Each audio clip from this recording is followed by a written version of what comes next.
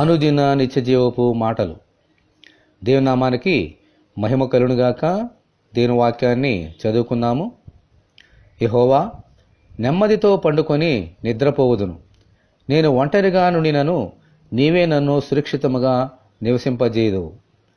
కీర్తనల గ్రంథము 4వ అధ్యాయము 8వ వచనం. నెమ్మది లేక నిద్రపట్టని అనుభవాలు చాలామందికి ఉంటాయి. ఉదాహరణకు, సొలొమోను మహాజ్ఞాని ఐశ్వర్యవంతులకు తమ ధన సమృద్ధి చేత నిద్ర పట్టదు అని ప్రసంగి గ్రంథంలో వ్రాశాడు. ఇంకా అనేకమైన ఆలోచనల చేత, విచారముల చేత నెమ్మది లేక మనుషులకు నిద్ర కరువవుతుంది. అయితే మన ప్రభువైన యేసుక్రీస్తు మనకు తోడుగా ఉన్నారు, అన్నీ ఆయనే చూసుకుంటారు అన్న సత్యమును గ్రహించినట్టయితే ఎంతో నెమ్మది, ఎంతో విశ్రాంతి, చక్కని నిద్రలోనికి వెళ్ళగలుగుతాము. ఆమేన్. మనము ఒంటరిగా ఉన్నా భయపడని అవసరం లేదు. ఆయన ఎల్లప్పుడూ మనకు తోడుగా నుండి సురక్షితముగా ఉండినట్లు చేయగలరు. ఇజ్రాయేలీయులను కాపాడువాడు కునకడు, నిద్రపోడు.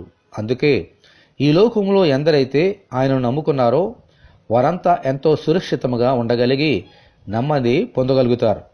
ప్రభువా, అనుదినము మాకు సుఖనిద్ర దయచేసి ఎల్లప్పుడూ సురక్షితంగా నివసించున్నట్లు అనుగ్రహించమని ప్రభువైన యేసుక్రీస్తు ద్వారా మనమందరము దేవుని ప్రార్థన చేసుకుందాము.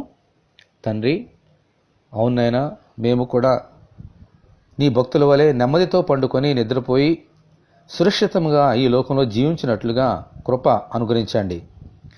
ప్రభువా, ప్రతి సమస్యను మీ యొక్క సిలువలో ప్రభువా మేము పెడుతున్నాం తండ్రి. నీ సిలువ ద్వారా, నీ ప్రేమ ద్వారా మమ్మల్ని సురక్షితంగా నివసింపజేసి నిద్రకు కరువవుతున్న ప్రతి సమస్యను తీసివేసినైనా మమ్మల్ని దీవించి ఆశ్రయించమని వేడుకొంచున్నాం. ఈ వాక్యం వెంటన నీ బిడ్డలందరినీ అలాగూ దీవించమని యేసు అతి పరిశుద్ధమైన నామలో ప్రార్థన చేయుచున్నాము తండ్రి. ఆమెన్. ప్రభు అయిన యేసు సన్నిధి మనకు తోడేయునుగాక. ఆమెన్. పరిశుద్ధ దేవుని మందిరం.